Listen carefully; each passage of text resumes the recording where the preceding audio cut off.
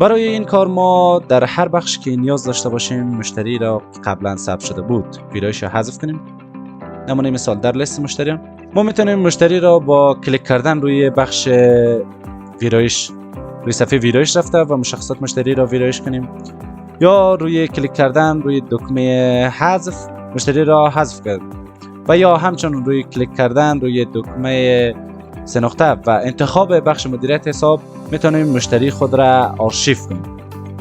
که آرشیو کردن در صورت موجود نبودن کدام حساب برای مشتری است و حساب مشتری از لیست مشتریان پاک شده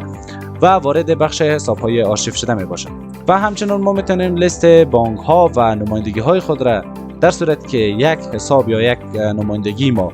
دیگر همراهش کار نکنیم حسابش آرشیو یا بایگانی کنیم. نمونه مثال من در حساب بانک های خود دیگر با بانک صادرات کار ندارم و حساب کاری باش انجام نمیدم. من میتونم حساب را بایگانی کنم